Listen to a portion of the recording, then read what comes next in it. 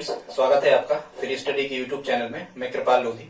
आज आपको बताने वाले हैं हम जो समकालीन कवि या जो नवरत्न, जैसे अकबर के नवरत्न हुए हैं, शिवाजी के अष्टप्रधान व्यवस्था हुई है, या चंद्रगुप्त विक्रमादित्य द्वितीय के नवरत्न हुए, इनके बारे में आप किसी भी एग्जाम को देने यदि जाते हो, चाहे वो सेंट्रल लेवल का हो, चाहे वो किसी स्टेट लेवल का हो, यदि उसमें जीके पूछा जाना है तो स्टूडेंट्स यहाँ से जीके से रिलेटिव प्रश्न यहाँ से बनते ही हैं। जब कभी यहाँ से एक प्रश्न हर किसी एग्जाम में आ ही जाता है, तो यदि आप हमारे चैनल पर पहली बार विजिट कर रहे हैं तो प्लीज सब्सक्राइब कर लें, लाइक कर लें। ठीक है स्टूडेंट्स, देखते हैं। सबसे पहले हमने यहाँ शिवाजी के अष्टप्रधान की व्यवस्था बताई है। मराठा वंश के जो वास्तविक संस्थापक थे शिवाजी महाराज, इनकी शासन व्यवस्था सुचारू रूप से संचालित करने के लिए इनके अष्टप्रधान हुए। कभी कभी तो एग्जामिनर केवल इतना प्रश्न पूछ लेता है कि अष्टप्रधान निम्न में से किससे संबंधित है, तो याद रखना अष्टप्रधान व्यवस्था मराठा वंश से संबंधित है। और मराठा वंश में जो प्रतापी शासक हुए शिवाजी, उनके अष्टप्रधान हुए, उनको हम देख लेते हैं। कभी कभी प्रश्न यहां से ऐसा भी पूछ लेता है कि निम्न में कौन अष्टप्रधान नहीं है, या निम्न में कौन अष्टप्रधान है, या फिर इनके वर्ग पूछे जाते हैं कि पंडित राव का क्या कार्य था, सुमंत का क्या कार्य था, इस टाइप से। तो देखते हैं, इनको प्रयास करना आपको याद हो जाए। पहले हमने यहाँ ट्रिक लिखी है शिवाजी के अष्टप्रधान की, इसको देख लेते हैं स्टूडेंट्स। ट्रिक क्या है? ट्रिक है अमात्य बको मत पंडित जी चिट पेश करो, न्यायाधीश की नौबत आ गई है। यदि आप एक सेंटेंस याद कर लेते हो, अमात्य बको मत पंडित जी चिट पेश करो, न्यायाधीश की नौबत आ गई है। यदि आप इतना याद कर लेते हो तो यहां से इस ट्रिक में पूरे शिवाजी के अष्टप्रधान आ जाते हैं। देखते हैं इनको। यहां सबसे पहले लिखा है अमात्य, तो अमात्य तो साफ साफ लिखा है, अमात्य बकोमत। अब ये अमात्य क्या कहलाता? क्योंकि ये सब मराठा भाषा के शब्द हैं, केवल सरिये नौबत को छोड़ दिया जाए तो। अमात्य का मतलब होता था उस समय, अमात्य राजस्व मंत्री कहलाता था और आय व्यय का लेखा जोखा रखता था। अमात्य राजस्व मंत्री, राजस्व मतलब वही जो आय व्यय का लेखा जोखा रखता है, वो राजस्व विभाग कहलाता है अपने यहाँ। और उस समय शिवाजी के टाइम पीरियड पर अमात्य का मतलब होता था राजस्व मंत्री, आय व्यय का लेखा जोखा जो रखता था। ठीक है, वैसे आप ऐसे भी याद रख सकते हो। यहाँ लिखा है मात्य। अब मान्यता काय की होती है भाई? मान्यता तो धन दौलत की होती है, तो यहीं से जोड़ना। आप धन दौलत मतलब आय व्यय का लेखा जोखा, ठीक है, दौलत का अमात्य कहलाता था। इसके बाद है यहाँ, इसको कहते थे हम, दूसरा वाला जो लिखा है, यहाँ लिखा है क्या? बको। बको से क्या बनेगा स्टूडेंट्स? बको से बनेगा बाकिया नवीस। बको से बनेगा बाकिया नवीस। और जो बाकिया नवीस था, ये सूचना विभाग का प्रमुख होता था या गुप्तचर विभाग का अध्यक्ष होता था। मतलब गुप्तचर विभाग का अध्यक्ष होता था। मतलब ये जो बाकिया नवीस था, इसका कार्य था कि उनके राज्य में गुप्तचरों की व्यवस्था करना और उनसे जानकारी जुटा करके और मुख्य प्रधान को देना, ये बाकिया नवीस का कार्य था। इसको अब आप कैसे याद रखोगे? इसको ऐसे याद रखना, यहाँ लिखा है सूचना, मतलब यदि कोई व्यक्ति उस शासन के बारे में धीरे धीरे से क्या बक रहा है, ऐसे जोड़ लेना आप, क्या बक रहा है, ये जानकारी इकट्ठा करना किसका कार्य था? बाकिया नवीस का। आगे देखते हैं, यहाँ लिखा है सुमंत। सुमंत कहलाता था विदेश मंत्री। मतलब विदेश मंत्री का मतलब सुमंत जो था। और यहाँ लिखा है, देखो, बको मत, मत से लास्ट में ले लिए सुमंत, मत सुमंत। ठीक है, इसका अर्थ क्या हुआ? सुमंत। सुमंत क्या कहलाता था? विदेश मंत्री। ऐसे आप याद रख सकते हो। ठीक है, अब कैसे आप याद रखोगे? ठीक है, जैसे भी हो जाए प्रयास करना। सुमंत, कोई लॉजिक नहीं बन रहा। विदेश मंत्री कहलाता था। वैसे ही विदेशी जो समझौते वगैरह होते हैं तो सबके मत पूछे जाते हैं उसमें। फिर मंत्रिमंडल में, जैसे वर्तमान मंत्रिमंडल है, तो इन सब मंत्रियों के मत, राष्ट्रपति का मत पूछा जाता है। फिर विदेश संबंध होते हैं। और विदेश मंत्री का मतलब वहां ये नहीं था कि दूसरे विदेशों से संबंध, मतलब दूसरे राज्यों से क्या संबंध हमें रखना है, किससे संधि करना है, किससे नहीं करना, ये सुमंत का कार्य होता था। आगे हम देखते हैं पंडित राव। यहाँ तो साफ साफ लिखा है पंडित। तो पंडित राव क्या करते थे? धार्मिक कार्यों के लिए तिथि का निर्धारण करना इनका कार्य होता था, कि कोई भी मतलब मुहूर्त देखना, ये पंडित जी का कार्य होता था, पंडित राव का, कि कोई भी धार्मिक अनुष्ठान यदि हमें करना है तो कौन सी तिथि में करना है, कुल मिला के धार्मिक कार्य संचालित करवाना ये पंडित राव का कार्य होता था। आगे हम देखते हैं, यहाँ लिखा है चिटनेस। अब यहाँ से एक चीज, ठीक है, और यहाँ देखो अमात्य बकुमत पंडित जी से पंडित जी बनेगा, और फिर कह रहे हैं चिट, तो चिट से क्या बनेगा, चिटनेस। और चिट मतलब क्या होता है, कुल मिला के एक पर्ची, कोई पत्र, ऐसा हम कह सकते हैं। तो चिटनेस का कार्य क्या होता था, राजकीय पत्रों को पढ़कर उनका अर्थ समझाना। चिटनेस का कार्य क्या होता था, जो राजकीय पत्र दूसरे राजा महाराजाओं के यहाँ से आते थे, इनका अर्थ समझाना होता था उनको पढ़कर, ये चिटनेस का कार्य होता था। ठीक है, चिट से आप समझ जाओगे पत्र से संबंधित कार्य करता होगा। फिर यहाँ लिखा है पेश, पेश से क्या बनेगा, पेशवा। पेश से क्या बनेगा, पेशवा। और जो पेशवा होता था मराठा साम्राज्य में, ये प्रधानमंत्री को पेशवा कहते थे, और ये सबसे प्रमुख व्यक्ति होता था पेशवा। संपूर्ण राज्य की देखभाल करना पेशवा का ही कार्य होता था। और आपको पता है शिवाजी महाराज के बाद में जितने भी पेशवा हुए हैं वही मराठा वंश के शासक हुए। ठीक है, पेशवा ही शासन करते थे। तो संपूर्ण राज्य की देखभाल करना प्रधानमंत्री का वैसे ही कार्य होता है। राज्य को राजनीति में राज्य कहा जाता है देश, पेशवा। फिर यहाँ क्या लिखा है, पेश करो, करो साइलेंट कर दो, न्यायाधीश। फिर यहाँ क्या लिखा है, न्यायाधीश। तो आपको साफ समझ में यहाँ से आ रहा होगा कि न्यायाधीश क्या था, न्याय विभाग का प्रधान होता था न्यायाधीश। ठीक है, और फिर यहाँ क्या कह रहे हैं, नौबत आ गई है।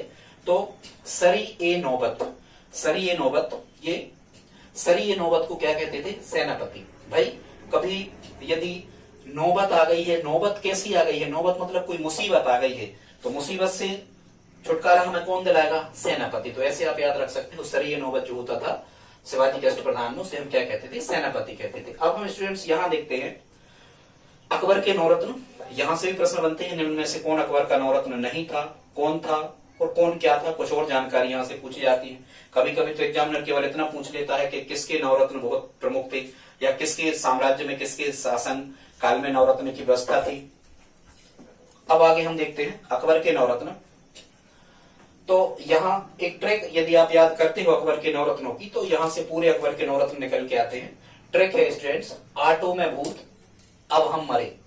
कैसी ट्रिक है, ये लिखा यहाँ, आटो में भूत अब हम मरे।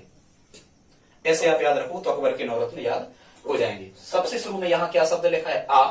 स्टूडेंट्स आ से बनता है यहाँ अब्दुल रहीम खाने खाना।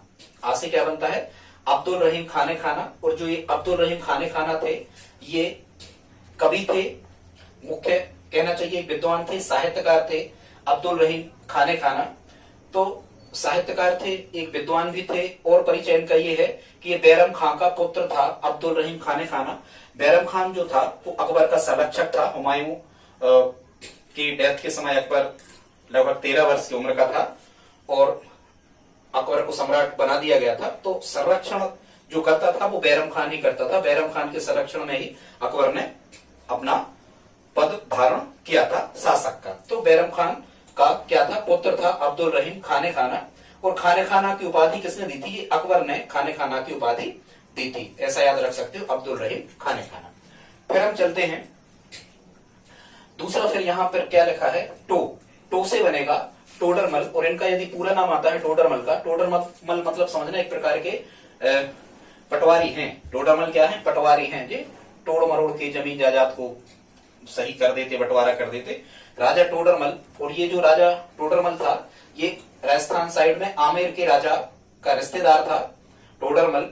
ठीक है, पौत्र था।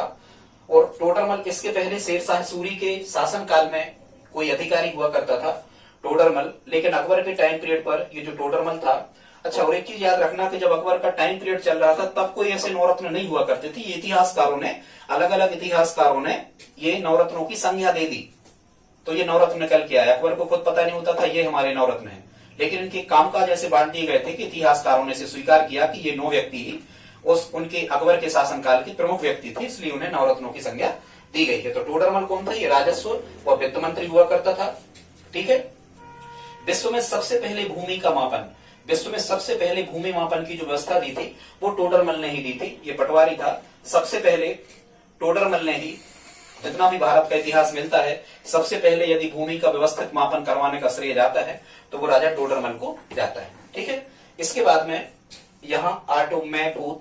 ठीक है, हालांकि मां से यहाँ मानसिंह बनेगा, पर यहाँ मैं को आप भूल जाओ। ठीक है। यहाँ ऑटो में ये भूत शब्द तो लिख ही दिया है, पर आपको यहां से याद रखना होगा, यहाँ फैजी या फौजी करके ऐसे आप याद रखना। तो यहाँ भू शब्द से तो कुछ नहीं है, इस पूरे भू शब्द से आप समझना फैजी, ठीक है।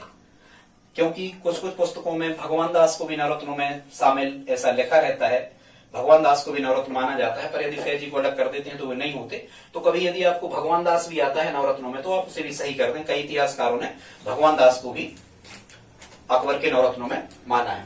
तो जो ये फैजी थे, ये अबुल फजल का भाई था फैजी, और मुख्यतः जो फैजी था ये फारसी भाषा का ज्ञाता था और दीन इलाही धर्म का प्रबल समर्थक था। अकबर ने जो धर्म चलाया था दीन इलाही, उस दीन इलाही की पूरी जवाबदारी किसको सौंप दी थी? फैजी को सौंप दी थी, ठीक है। और अकबर का जो लड़का था जहांगीर, जहांगीर के बेटे मतलब अकबर के बेटे जहांगीर का गणित का ये टीचर हुआ करता था उस समय, कौन? फैजी, ठीक है। फिर यहाँ स्टूडेंट्स लिखा है ता, भूत में यहाँ ता लिखा है, ता से बनता है यहाँ तानसेन। तानसेन के बारे में आप लोग सभी जानते होंगे। तानसेन का जो वास्तविक नाम था रामतनु पांडे, याद रखना, तानसेन का वास्तविक नाम रामतनु पांडे था। और तानसेन जो थे ये मध्य प्रदेश के ग्वालियर से संबंधित थे, ये ग्वालियर के थे तानसेन। आपको पता होगा तानसेन प्रसिद्ध गायक और संगीतकार भी थे, दोनों चीजें सत्य हैं इनके बारे में। और इनने एक गायन की एक विधा निकाली थी जिसे हम कहते थे मियां मल्हार, राग मियां मल्हार के जनक कहे जाते हैं तानसेन। और राग दीपक गाते समय इनकी डेथ हो गई थी तानसेन की। अकबर ने इन्हें उपाधि दी थी कंठाभरण, कंठाभरण और वाणी विलास, याद रखना, कंठाभरण और वाणी विलास, क्योंकि ये कंठ भर के गाते थे, वाणी बहुत इनकी गजब की थी, मतलब गाने में सुर इनके बहुत अच्छे थे। तो कंठाभरण और वाणी विलास की उपाधि अकबर ने किसे दी थी? तानसेन को दी थी, ठीक है। फिर यहाँ फिर लिखा है आप से आ से फिर लिखा है, तो आ से बनेगा ये 5 क्रमांक पे अबुल फजल। अबुल फजल भी इनके नवरत्नों में से एक थे। और जो अबुल फजल थे ये फारसी भाषा के ये भी ज्ञाता थे। अबुल फजल ने मुख्यतः 2 चीजें लिखी हैं, एक तो आईने अकबरी और एक अकबरनामा, फारसी भाषा में ही लिखी है, अकबरनामा और आईने अकबरी।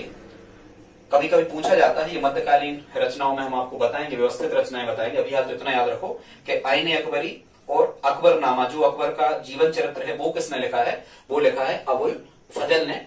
और कभी कभी ये भी पूछा जाता है आपसे कि पंचतंत्र, जो विष्णु शर्मा ने लिखा है अपने यहाँ कहानियों का संग्रह है पंचतंत्र, संस्कृत की कहानियों का बहुत बड़ा संग्रह है स्टूडेंट्स पंचतंत्र। जो पंचतंत्र है, पंचतंत्र का फारसी भाषा में अनुवाद किसने किया था? तो याद रखना, पंचतंत्र का फारसी भाषा में अनुवाद अबुल फजल के द्वारा किया गया था। और पंचतंत्र के फारसी भाषा में अनुवाद को कहते क्या है? अनवर ए सादात। क्या कहते हैं स्टूडेंट्स? अनवर ए सादात पंचतंत्र का फारसी भाषा में अनुवाद को कहते हैं, जो अबुल फजल द्वारा किया गया। स्टूडेंट्स आगे देखते हैं। फिर यहाँ आज से अबुल फजल हो गया था, बा से बनेगा यहाँ बीरबल। अकबर बीरबल के चुटकुले वैसे सबने सुने होंगे। बीरबल जो थे ये चतुर मंत्री थे अकबर के शासनकाल में। बीरबल का जो वास्तविक नाम था वो था महेश दास। चतुर मंत्री थे, बीरबल का नाम था महेश दास, याद रखना। अकबर रामतनु पांडे और बीरबल का महेश दास। ये साहित्यकार भी थे, कवि भी थे, कुछ रचनाएं हैं बीरबल की। और जो बीरबल हुआ करते थे, इनकी न्यायप्रियता को देखते हुए इन्हें न्याय विभाग का प्रमुख बना दिया था अकबर ने। तो याद रखना, जो बीरबल थे ये सबसे ज्यादा चतुर मंत्री थे और सबसे अधिक विद्वान बीरबल को ही माना जाता है, राजा बीरबल। ठीक, ये कवि, ये साहित्यकार भी थे और न्याय विभाग के प्रमुख थे, ठीक है। फिर हम चलते हैं अब हा से क्या बनता है? हा से बनता है यहाँ हकीम हुक्काम। क्या बनता है स्टूडेंट्स? हा से हकीम हुक्काम। और ये जो हकीम हुक्काम थे ये अकबर के सलाहकार थे, निजी सलाहकार थे, वैद्य भी थे। जो शाही पाठशाला, चूंकि देखो यहाँ हकीम शब्द लिखा है तो राज वैद्य भी थे, ये दवाई वगैरह भी करते थे राजशाही लोगों की। और शाही पाठशाला के प्रमुख थे। शाही पाठशाला का मतलब मुगल काल में हुआ करता था कि जो राजा महाराजाओं और उनके खास व्यक्तियों के जो बच्चों को पढ़ाने की जो पाठशाला होती थी उसे हम शाही पाठशाला कहते थे। तो हकीम हुक्काम शाही पाठशाला के प्रमुख थे। फिर स्टूडेंट्स यहाँ मां से बनता है राजा मान सिंह। मां से क्या बनता है? राजा मान सिंह। राजपूत राजा थे राजा मान सिंह, जयपुर के थे, आमेर से संबंधित थे। और जो मान सिंह थे ये सेनापति थे। अकबर स्वयं लड़ने के लिए नहीं जाता था, राजा मानसिंह को लड़ने के लिए भेजता था। अकबर हल्दी घाटी का युद्ध जो महाराणा प्रताप और अकबर के बीच में हुआ, आपने सुना होगा। राजा मानसिंह ही अकबर की तरफ से लड़ने के लिए जाता था। फिर यहाँ माँ से बनता है, रे साइलेंट है, माँ से बनता है यहाँ मुल्ला दो प्याजा। माँ से क्या बनता है स्टूडेंट्स? मुल्ला दो प्याजा। मुल्ला दो प्याजा जो था ये अरब का एक विद्वान व्यक्ति था जो हुमायूं के टाइम पीरियड पर ही यहाँ उनके राज्य में था। फिर अकबर के टाइम पीरियड पर भी ये रहा। मुल्ला दो प्याजा जो था ये बात काटने के लिए जाना जाता था, बात काटने में ये माहिर था। और जो मुल्ला दो प्याजा था इसने अकबर के जो राजशाही पुस्तकालय था इसकी व्यवस्था देखता था। स्तरीय पुस्तकालय की व्यवस्था करने की जवाबदारी किसकी थी? मुल्ला दो प्याजा। ये दो प्याजा नाम अकबर ने ही दिया है क्योंकि ये खाना खाते समय दो प्याज खाता था, खाने का शौकीन था, इसलिए इसे मुल्ला दो प्याजा कहते हैं। ठीक है स्टूडेंट्स, तो ये अकबर के नौरत्न हो गए। विशेषताओं को आप लिखते जाएं पेन कापी उठा करके। आगे हम देखते हैं चंद्रगुप्त विक्रमादित्य के नवरत्नों को। जो ये चंद्रगुप्त विक्रमादित्य हुए हैं ये गुप्त वंश के प्रतापी शासक हुए हैं। इनने अपनी राजधानी उज्जैन अवंतिका को बनाई थी। गुप्त वंश के हैं चंद्रगुप्त विक्रमादित्य द्वितीय। इनके भी नवरत्न थे। यदि आपको इनको याद करना है तो एक ट्रिक याद करना पड़ेगी। वो ट्रिक है दक्ष अब वंश भय का, ठीक है, या अब वंश भय का दक्ष हो जाओ, ऐसी करके कोई आप एक चीज याद रखना, अब वंश भय का दक्ष हो जाओ। ठीक है, तो ये चंद्रगुप्त विक्रमादित्य के नवरत्नों में से एक आएंगे। सबसे पहले यहाँ क्या लिखा है? धा से बनेगा स्टूडेंट्स, धा से बनेगा धनवंतरी। जो धनतेरस, दिवाली के पहले जो धनतेरस पड़ती है उसमें हम धनवंतरी का ही जन्मदिन मनाते हैं। आरोग्य शास्त्र के देवता कहलाते हैं धनवंतरी, चिकित्सा शास्त्र के देवता कहलाते हैं धनवंतरी। तो धनवंतरी नाम के जो व्यक्ति थे ये आयुर्वेदाचार्य थे। ये उनके नवरत्न में से एक थे चंद्रगुप्त विक्रमादित्य की। ठीक है, फिर यहाँ क्या लिखा है? यहाँ छा शब्द लिखा है। छा, छा से बनेगा स्टूडेंट्स छपड़क। क्या बनेगा? छा से बनेगा छपड़क। जो हिंदू लोग होते थे वो चंद्रगुप्त विक्रमादित्य के नवरत्नों में से कुछ जैन लोग भी उनमें शामिल थे। जैन साधुओं को क्या कहते थे? हिंदू लोग जैन साधुओं को छपड़क कहते थे। और ये जो छपड़क होते थे ये ज्योतिषी होते थे। छपड़क नाम का व्यक्ति जो था जैन साधु, ये ज्योतिषी था। ठीक है, फिर यहाँ देखते हैं हम, फिर यहाँ क्या लिखा है? आ लिखा है। आ से क्या बनेगा स्टूडेंट्स? आ से बनेगा अमर सिंह। क्या बनेगा? अमर सिंह। अमर सिंह क्या थे? ये साहित्यकार थे। कभी कभी इनकी रचना पूछी जाती है कि अमर कोश के रचनाकार थे ये। अमर कोश किसकी रचना है? अमर सिंह की। तो अमर सिंह क्या थे? साहित्यकार थे। फिर यहाँ क्या लिखा है? यहाँ लिखा है वाह। ठीक है, बा शब्द लिखा है। तो बा से क्या बनेगा? बा से बनेगा बराह मेहर। और ये जो बराह मेहर थे ये बहुत ही फेमस खगोल शास्त्री थे, खगोल विद्या में निपुण थे बराह मेहर। ठीक, फिर इसके बाद में क्या लिखा है? एक बा और लिखा है, वंश जरूर लिखा है पर आप इसे बा ही पढ़ें। तो एक बराह मेहर से बनेगा बररुचि। और बररुचि क्या थे? व्याकरणाचार्य। बररुचि क्या थे? वैसे ही कई लोगों की रुचि होती है, बहुत ज्यादा व्याकरण पढ़ते हैं, ऐसे आप याद कर लेना। ठीक है, अमर सिंह तो साहित्य, वैसे ही साहित्य जो लिख गया है ऐसे याद रखना, साहित्य जो लिखा जा चुका है, साहित्य जो लिखा जा चुका है वो अमर हो चुका है। तो अमर सिंह साहित्यकार ही थे। ठीक है, अब ये खगोल शास्त्र की ज्ञाता थे बराह मेहर। कोई भी चीज जैसे ये हीरा, जैसे बराह में हीरा, ऐसे यदि आप हीरा करते हो, हेर को हीरा पढ़ते हो, तो हीरा जैसे जो ये खगोली नक्षत्र जो चमकते हैं रात में, तो इनकी ज्ञाता थी खगोल शास्त्र। ऐसे करके आप इसको याद रख सकते हो। ठीक है, और फिर यहाँ क्या शब्द लिखा है? यहाँ लिखा है सा। तो सा से क्या बनेगा? सा से बनेगा शंकु। शंकु जो था वो शंकु क्या था? वास्तुविद। शंकु क्या था? वास्तुविद। जो वास्तु कला, वास्तु जो विद्वान होते हैं, वास्तुविद होते हैं, मतलब ये कौन सी चीज कहाँ बनना है, कब बनना है, कब नहीं बनना है, दरवाजा किस तरफ रहेगा, किस तरफ खिड़की रहेगी, क्या रहेगा, भवनों के निर्माण संबंधी, और घर में सामान वगैरह कहाँ कौन सा रखा जाना है, इसकी जानकारी रखने वाले कौन से व्यक्ति थे? शंकु। ठीक है, फिर यहाँ क्या लिखा है? बे शब्द लिखा है। बे, तो बे से बनेगा स्टूडेंट्स बेताल भट्ट। बेताल भट्ट जो था ये या तो धर्माचार्य था, मतलब एक ही बात है, धर्माचार्य मतलब धर्म की जानकारी देने वाला, और बेताल भट्ट जो था ये जादूगर था। अपन ने सिंहासन बत्तीसी की कई कहानियां, चंद्रगुप्त विक्रमादित्य, कभी कभी प्रश्न आता है सिंहासन बत्तीसी में से किससे संबंधित है, किसके पास ऐसा सिंहासन था जिस पर बैठकर राजा न्याय करता था, तो चंद्रगुप्त विक्रमादित्य से संबंधित था सिंहासन बत्तीसी। आपने कोई टीवी सीरियल में देखा होगा, बेताल, विक्रम बेताल एक सीरियल चलता था, उसमें देखा होगा कि बेताल को कैसे चंद्रगुप्त कंधे पर बैठा करके वो बहुत सारी जानकारियां पूछते रहते हैं और वो बताता रहता है, तो ये जादूगर था, ऐसे आप याद रख सकते हो। ठीक स्टूडेंट्स, फिर यहाँ एक वहां लिखा है बहका में, हा लिखा है, वहां देख रहे होगे बहका में, तो हा से बनेगा हरिसेन।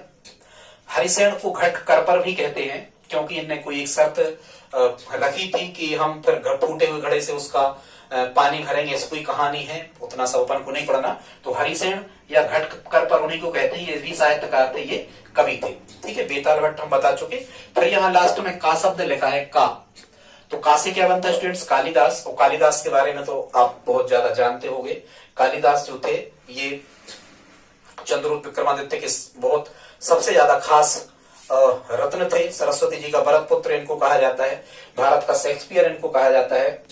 संसार के सबसे प्रमुख जो नाटकों में है, इनका एक नाटक है जो अभिज्ञान शाकुंतलम, हालांकि इनकी बहुत सारी रचनाएं रही कालिदास की, अभिज्ञान शाकुंतलम, मेघदूतम, कुमार संभवम। ठीक है, ऐसे ही कुछ इनमें नाटक भी हैं, कुछ गीति काव्य, कुछ महाकाव्य, इस टाइप से बताएंगे कभी। तो कालिदास क्या थे, साहित्यकार थे, भारत का शेक्सपियर कालिदास को कहा जाता है अभिज्ञान शाकुंतलम रचना के कारण। और इनका बहुत फेमस नाटक रहा है अभिज्ञान शाकुंतलम, राजा दुष्यंत कुमार और रानी शकुंतला के प्रेम प्रसंग के बारे में इसमें बताया गया है। तो ठीक है स्टूडेंट्स, आप इनको नोट कर लें, कोई लॉजिक लगा के, हम लॉजिक लगाएंगे टाइम ज्यादा लग जाता, लॉजिक लगा के इनको तैयार कर लें, क्योंकि यहां से प्रश्न आता है कि कौन क्या था, या चंद्रगुप्त विक्रमादित्य के नवरत्नों में कौन शामिल था, कौन शामिल नहीं था। अब हम कुछ और चीजें यहां से पूछी जाती हैं जो हमने यहाँ पर लिख रखी हैं, इनको हम देख लेते हैं कि कौन किसके समकालीन था। यहाँ से प्रश्न कैसा आता है, यहां से भी आ सकता है कि कौन किसके समकालीन था। अब इतने जितने भी ये सब लोग लिखे हैं, ये समकालीन मतलब कंटेम्परेरी, ये सब के सब चंद्रगुप्त विक्रमादित्य के समकालीन थे। और यहाँ जो हमने लिखे हैं ये सब के सब शिवाजी के समकालीन में आ जाए तो, और अकबर के समकालीन में आ जाए तो। अकबर के समकालीन नवरत्नों के अलावा कुछ लोग और हैं जो एग्जाम में पूछे जाते हैं, उनको हमने बताने का प्रयास किया है। तो अकबर के समकालीन में बदायूनी, तुलसीदास, सूरदास और बैजू बावरा। ठीक है, बैजू बावरा भी साहित्यकार गायक ही था। बदायूनी, तुलसीदास, सूरदास और बैजू बावरा, ये सब किसके समकालीन थे, ये भी अकबर के ही समकालीन थे। अब हम आगे देखते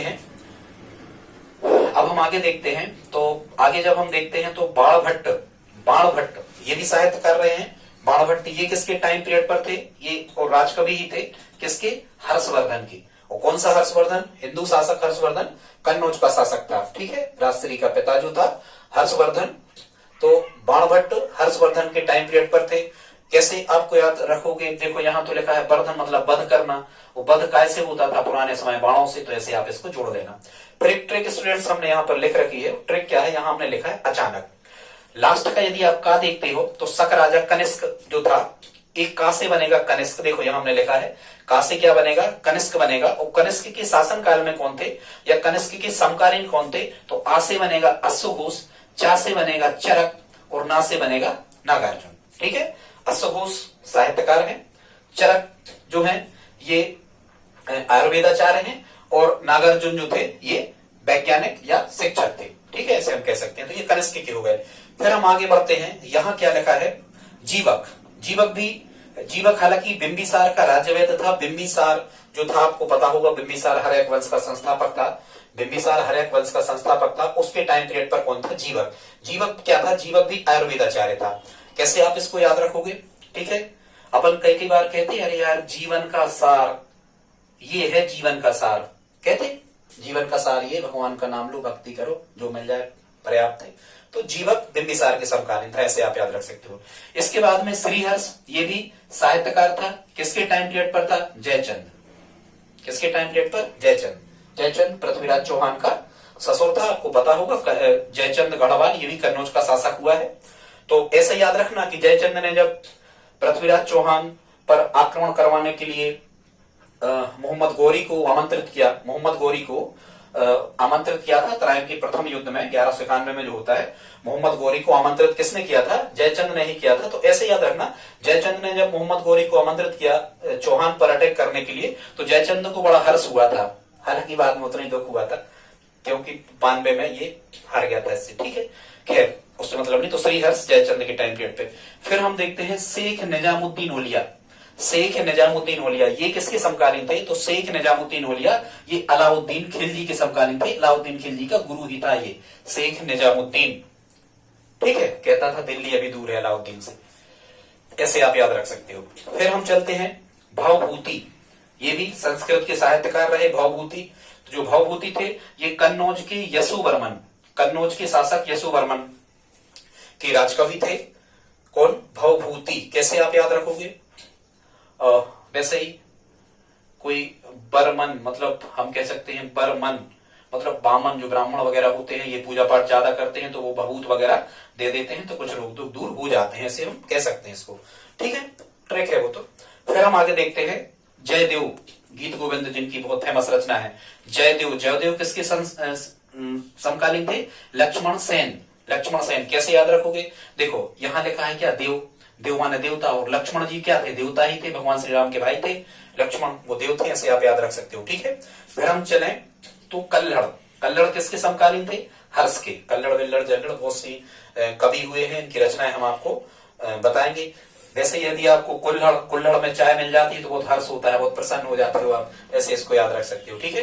फिर हम कहें अमीर खुसरो, ये भी साहित्यकार थे, और ये कहां चले? ये दिल्ली सल्तनत में चले, बलबन से ग्यासुद्दीन तुगलक तक। अमीर खुसरो ये साहित्यकार रहे, कहां तक रहे? बलबन से ग्यासुद्दीन तुगलक तक, ठीक है।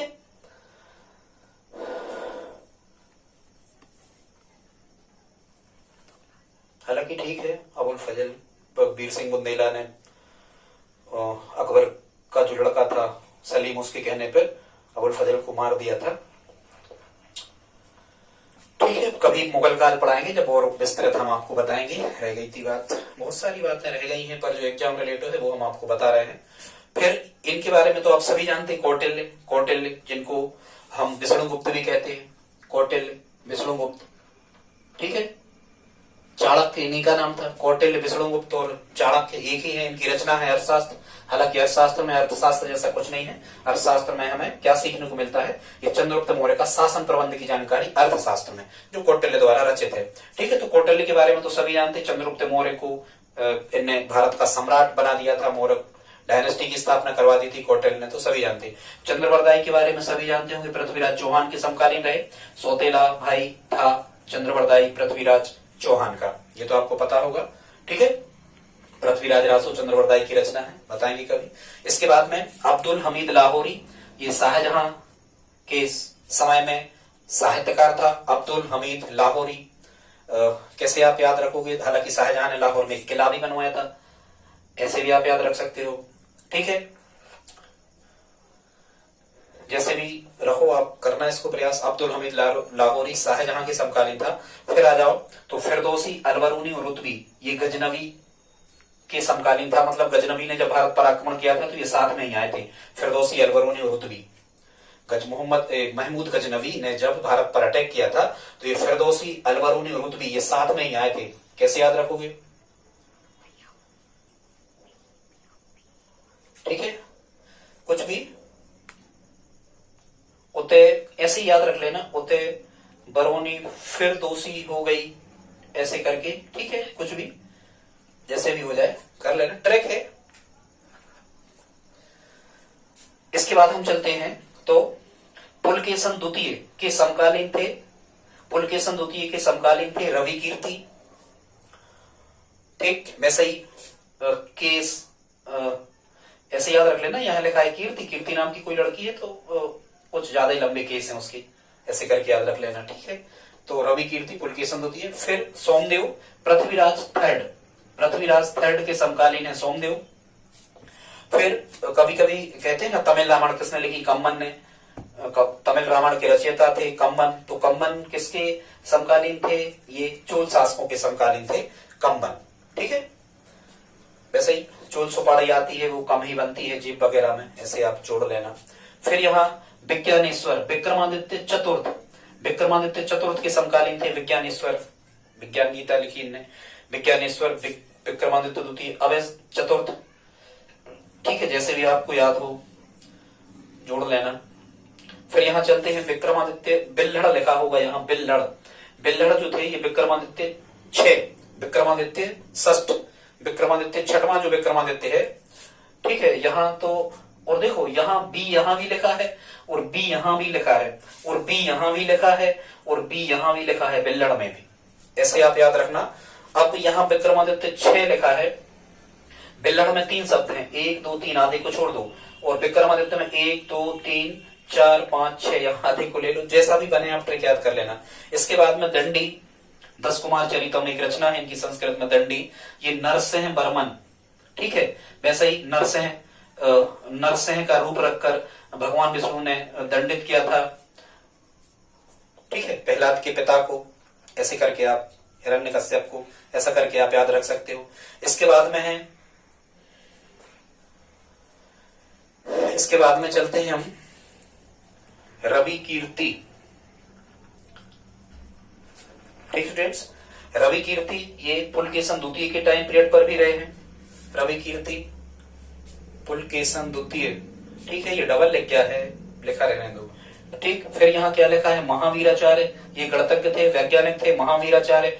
महावीराचार्य जो रहे हैं ये अमोघ वर्ष राजा के टाइम पीरियड पर रहे हैं। वैसे ही जो महावीर स्वामी जी थे इनने घर से मोह वगैरह छोड़ दिया था, मतलब अमोह हो गया था इनको, ऐसे आप याद रख सकते हो। महावीर स्वामी जी ने घर से मोह छोड़ दिया था, तो महावीराचार्य अमोघ वर्ष के कंटेम्परेरी थे, मतलब समकालीन थे।